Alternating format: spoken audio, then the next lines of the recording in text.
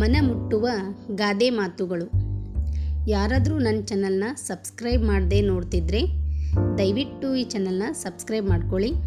ನಿಮಗೇನಾದರೂ ಈ ವಿಡಿಯೋ ಇಷ್ಟ ಆದರೆ ಒಂದು ಲೈಕ್ ಕೊಡಿ ಮತ್ತು ನನ್ನ ಚಾನಲ್ನ ಸಬ್ಸ್ಕ್ರೈಬ್ ಮಾಡ್ಕೊಳ್ಳಿ.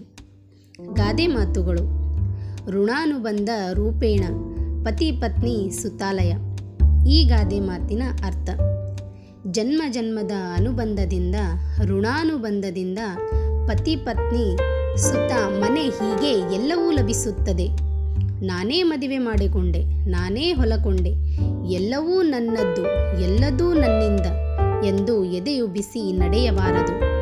ತಿಪ್ಪಿಗೆ ಹಾಕುವಷ್ಟು ಹಣವಿದ್ದರೂ ಆದರೆ ಅವರಿಗೆ ನೆಮ್ಮದಿಯೇ ಇರುವುದಿಲ್ಲ.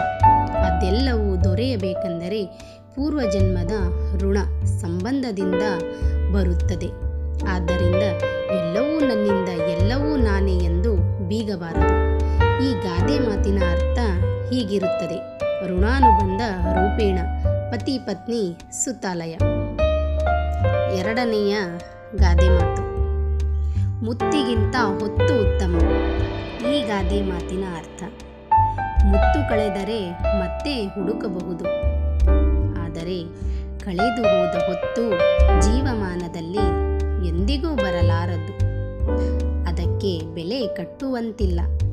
ಅಂತಹ ಹೊತ್ತನ್ನು ಸುಮ್ಮನೆ ಕಾಲಹರಣ ಮಾಡಿ ಕಳೆದರೆ ನಮ್ಮ ಆಯುಷ್ಯ ಕಡಿಮೆಯಾಗುತ್ತಾ ಹೋಗುತ್ತದೆ.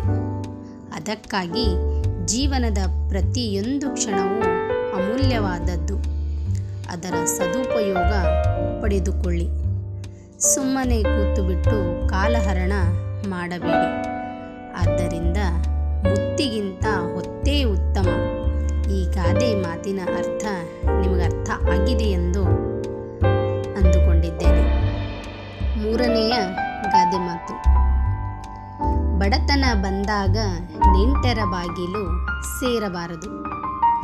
ಈ ಗಾದೆ ಮಾತಿನ ಅರ್ಥ: ಬಡತನ ಜೀವನದ ಪಾಠವನ್ನು ಕಲಿಸುತ್ತದೆ. ಹಣವಿದ್ದಾಗ ಎಲ್ಲ ಬಂಧುಗಳು ಎಡಕುತ್ತಾರೆ, ಆದರೆ ಪರಿಸ್ಥಿತಿ ಹದಗೆಟ್ಟಾಗ ಅಪ್ಪಿತಪ್ಪಿ ಎದುರಿಗೆ ಬಂದರೆ ತಲೆಮರೆಸಿಕೊಂಡು ಹೋಗುತ್ತಾರೆ. ಅಂತಹ ಸಂದರ್ಭದಲ್ಲಿ ಸ್ವಾಭಿಮಾನ ಬಿಡಬಾರದು. ಉಪವಾಸವಿದ್ದರೂ ಸರಿ ಕೈಯೊಡಬಾರದು. ಅನುವು ಆಪತ್ತಿಗೆ ಸ್ನೇಹಿತರಾಗುತ್ತಾರೆ ವಿನಃ ಬಂಧುಗಳಲ್ಲ, ಸಂಬಂಧಿಗಳಲ್ಲ. ಅದಕ್ಕಾಗಿ ಎಂದಿಗೂ ನೆಂಟರ ಬಾಗಿಲು ಸೇರಬಾರದು. ಚಿನ್ನದ ಸೂಜಿ ಎಂದು ಕಣ್ಣು ಚುಚ್ಚಿಕೊಳ್ಳಬಹುದೇ? ಗಾದೆ ಮಾತಿನ ಅರ್ಥ: ಮನೆ ದೀಪವೆಂದು ಮುದ್ದಿಸಲು ಹೋದರೆ ಬೆಂಕಿ ಮುಖವನ್ನು ಸುಡುತ್ತದೆ.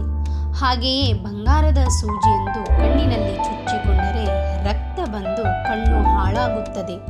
ಹಾಗೆಯೇ ಮುದ್ದಿನ ಮಗನೆಂದು ಅವನ ನಡವಳಿಕೆ ಕಡೆಗೆ ಗಮನವಿಡದೆ, ಕೆಟ್ಟ ದಾರಿಯನ್ನು ಬಿಡಿಸದೆ, ದುರ್ಗುಣವನ್ನು ಖಂಡಿಸದೇ ಇದ್ದರೆ ಅವನಿಂದ ಇಡೀ ಮನೆತನಕ್ಕೆ ಕೆಟ್ಟ ಹೆಸರು ಬರುತ್ತದೆ.